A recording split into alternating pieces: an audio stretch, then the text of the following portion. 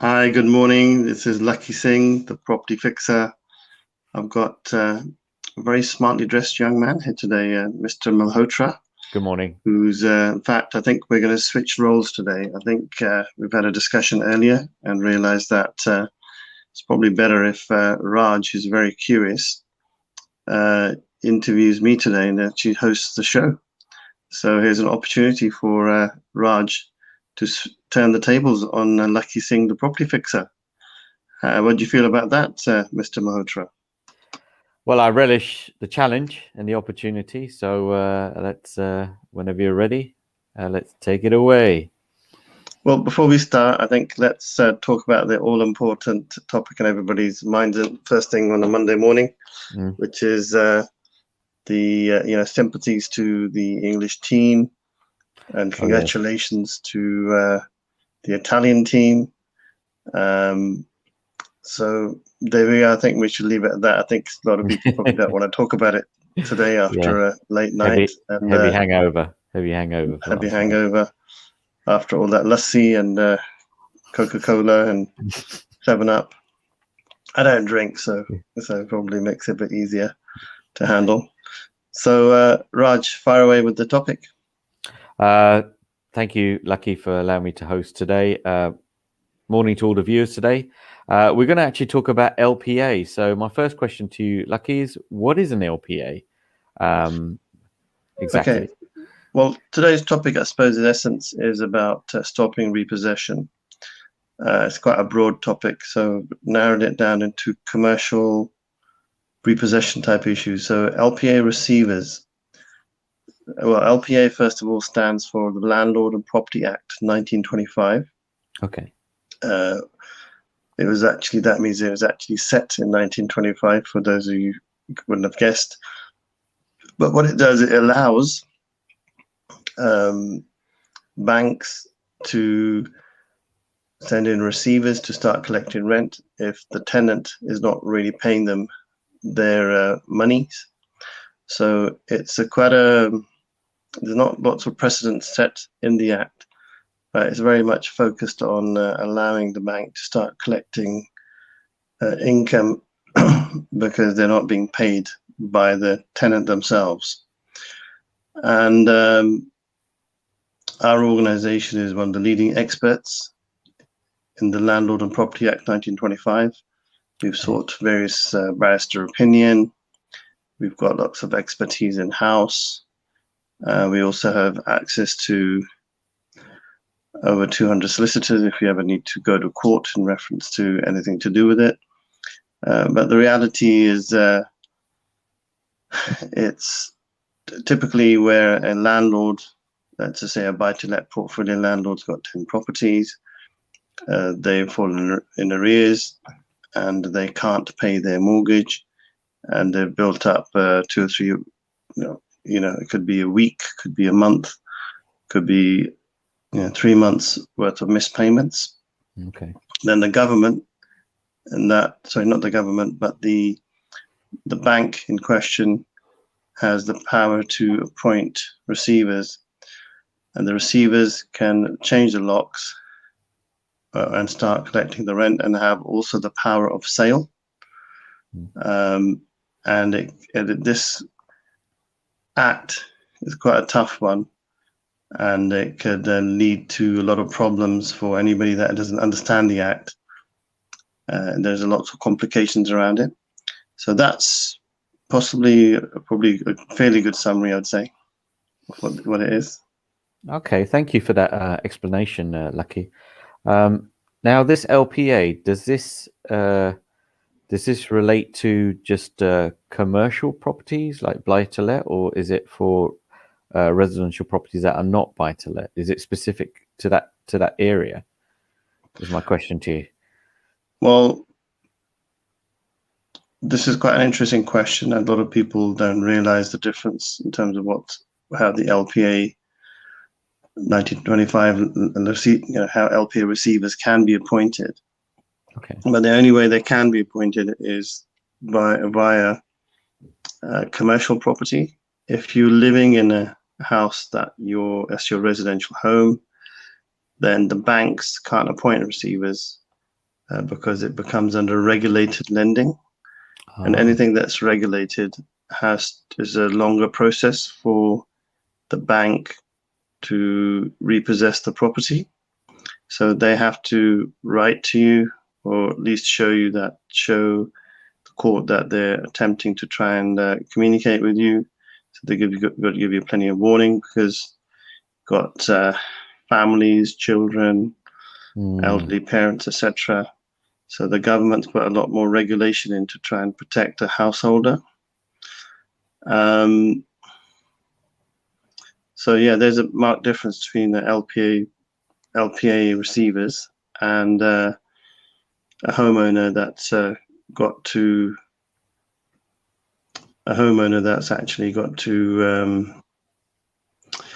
go through more of an official regulated process, the court system. And what would happen is that then if they get behind in their payments, banks probably be a lot more lenient than a commercial bank, and probably try to negotiate a payment arrangement with them. They don't succeed, and the payment arrangement is not kept up with, then they would appoint they wouldn't appoint anybody. They'd basically set a court date for you to attend court. And then if the court weren't happy with what you were doing, or they thought that you weren't going to be able to keep up with the payments, or there's massive arrears, then there's a possibility that they would give you opportunity to sell the property, or get a new job if you were struggling, or try to give you some sort of time to try and save your property. But it's not always the way that they do it. Okay. So yeah, that's a marked difference between the two types of, let's just say, repossession. Good question, Raj. No, like I said, it's very interesting. Even I've learned something today. What do you think is going to happen in the property market? Do you think at the moment it's booming despite the pandemic and with interest rates being low? But what's your thoughts on? Do you think interest rates are going to rise? Do you think if they do rise, would they rise quite significantly, and would that impact the property market? Which means that would that increase the amount of so using your words, repossessions in that case, which I know your organization is has a bespoke service for people who are in repossessions and that. So that's my question to you. Do you think that interest rates will rise and have a significant impact on the UK property market? I think definitely. I think we're already going through a lot of properties being repossessed by stealth behind the scenes, because there's a pandemic. There's very little news about the actual goings on in the commercial world, and by which a lot of banks are now putting on receivers onto properties. And I can only see it getting worse as the furlough schemes start coming to an end. Stamp duty, the holiday, I think that sort of come to an end as well.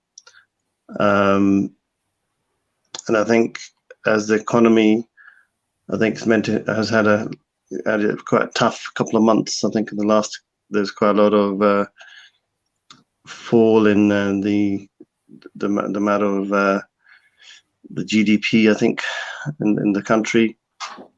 There's 2-3 reasons where we're heading towards a potential fall in prices in the UK, potentially.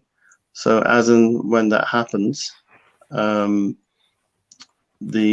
issue with LPA receivers could only get worse. That's why I thought it'd be a good idea to actually make this a topic and build up the search engine around this, because it's important that people realize that we've got the capability of actually solving this problem in the way that we can, as there aren't many solution providers that can provide these type of solutions in the market. Okay. No, thank you for answering that question, Lakhi. Anyone that's watching this, I would recommend you get in touch with Lakhi and his team. especially if you are going currently through a repossession, because they've got solutions tailored to them. If you look at the services that they provide, it's under one umbrella. My next question to you is, if someone is going through this at the moment and they don't know who to turn to, there may be a landlord who's looking to restructure their portfolio. How can your organization, specifically Rescue My Properties, help that person? They may have, let's just say, for example, they got 10 properties, 10 buy-to-let properties. There's been, as like you said, there's been a lot of turbulence in the UK property market, a lot of increasing legislation by the government. So specifically, let's just say half of them, the tenants haven't been paying, and the landlord hasn't received a rent for some time, and obviously he's got mortgages to pay. In that situation, it may be the case that the banks are going to the landlord and saying, look, we've given you some time, but at the end of the day, you've got a mortgage to pay, buy to let. However, we want our payments. So what would you say to someone like that? And say it's the bank then decides to start repossession proceedings, if want for a better word. What's your take on that? Just for me and the viewers out there. Okay, before we go on, we've got a few shout-outs, Raj, which I can see. I've got Mimi Warner saying, good morning, Mimi. Morning, and also saying, thank you, Lakhi, wish I knew you years ago. Well, it's good that you know us now as well. There may be other people Mimi. It's never too late. It's never too late, Mimi. You can help them. You got a shout out from Bahanur. Good morning, Bahanur. And also John Smith, Hazel Parker. Good morning, John. Always keeping me on my toes. Quite a few others here listed as well. And good morning, Hazel. Okay, so going back to the question that you've got, which is somebody's got 10 properties, they're going into arrears. What would happen, and what do we do to help? So typically speaking, anybody with a repossession matter, whether it's a house or whether it's LPA receivers, typically what would happen is they would find us on social media or on a search engine, because we've got a lot of microsites. We've got rescuemyproperties.co.uk, we've got immediate bank claims.co.uk, we've got negative equity portfolio.org.uk. So we've got quite a few organizations, microsites, which publicize the fact that we can help with repossession. The keywords that people type into the internet are words like N244, which is a form that a lot of landlords have to pull in, especially if they're a residential house, to put in like a defense against them losing their property. As far as so what would happen is they would come to us and say, look, we've got a possession hearing, we've got to fill in this form, what do I do, what the process is. So typically speaking, we give a half an hour to hour free consultation, and if the client hasn't got any money or they've got difficulty in raising funds, then we typically tell the client to tell the direction of what they need to fill in their forms and what they need to do. But if they have got funds, then they'd probably, if it's a homeowner, they may want to pay for our services to potentially attend court or help them to prepare their bundle, the N244 form, and also to go through their case in a lot more detail and do chronology and audit and understand really what are the key things they can use in their benefit to ensure that they don't lose their asset, their personal house. Okay. So that's in the cases where somebody's the homeowner. Whereas if somebody's got a portfolio of 10 properties, like you said, it's a bit more complicated. It's not as straightforward. What we would do in those circumstances is a bit different. Again, we would actually have a free 1 hour or half an hour consultation. Okay. And typically speaking, there will be 3 strategies that we take. Number 1 is we would want to do an appraisal of what's happened, especially if it's a bit complicated in terms of all the paperwork, all the letter writing, because sometimes if the receivers haven't followed the right protocols or followed the right process, then that could be deemed quite an easy way to go and talk to them and get them to maybe take the receivers off because they haven't been instructed properly. Okay. So that's route number 1. Route number 2 is that there may be ample equity in their properties to pay off any arrears they've got, but they don't know how to refinance or raise the funds. So we've got tons of different ways of raising finance. So we could probably do an appraisal again of their portfolio, look at really where the money is, and we've got lenders that will lend even if you've got bad credit, even if you're bankrupt, CCJs, missed payments, defaults, etc. So we can help you with more difficult cases where funding is not easily obtainable. And thirdly, if you can't get out of the receivers issue and you can't get out of the finance issues because the properties are too highly geared, let's say, then we would help you assist in getting buyers and selling the property quickly through our sales arm or through agents that we work with, or high net buyers or cash buyers that would be able to assist. So it's quite a comprehensive service, and we've been doing it for now just a tad over 14 years. So there you go. All these services under one roof.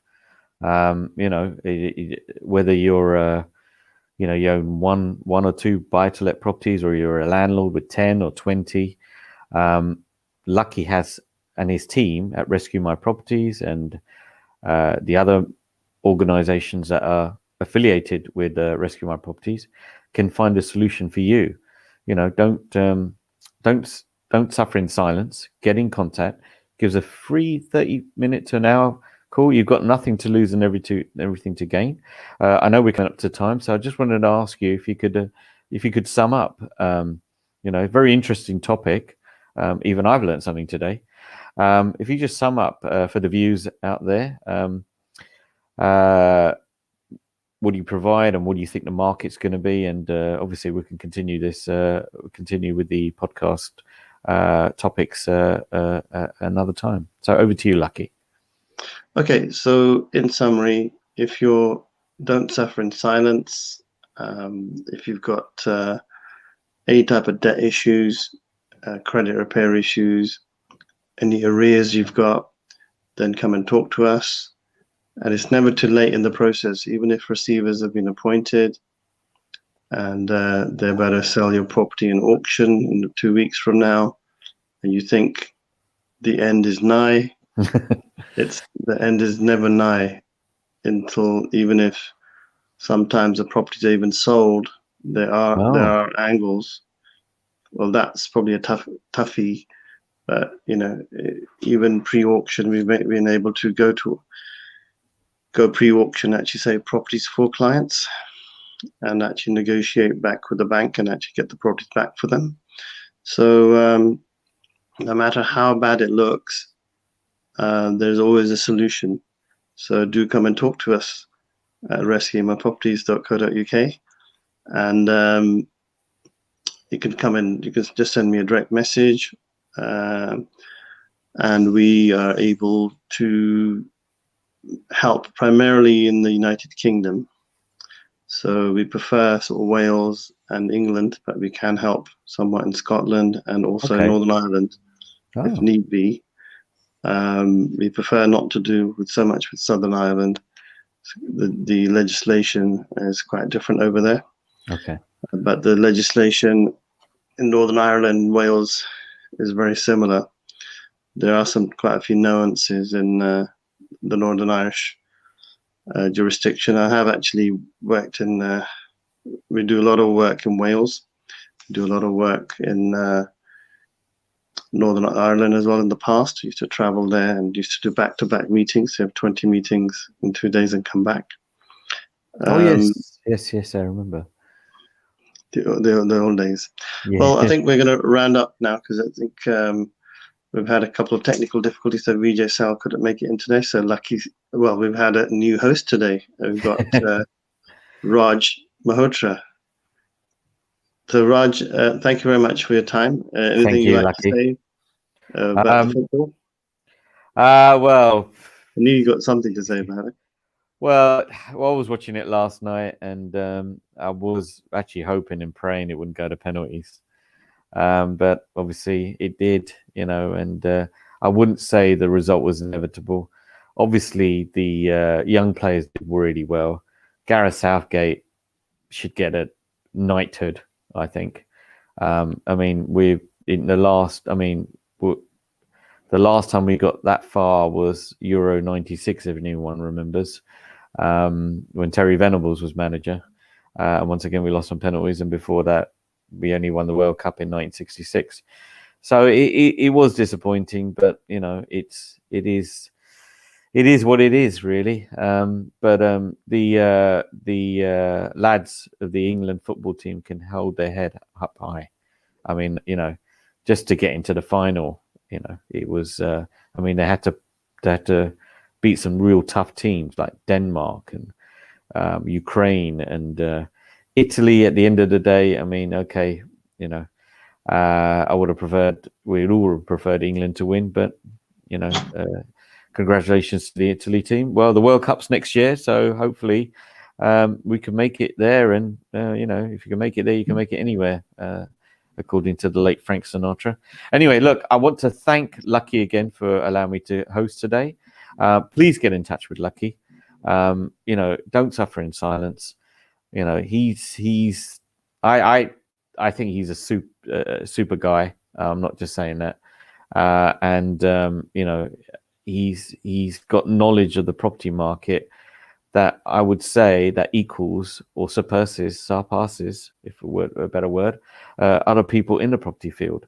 So if you're going through repossession, negative equity, looking to buy your first buy-to-let property, you're a landlord who wants to restructure, please get in touch with Lakhi and his team.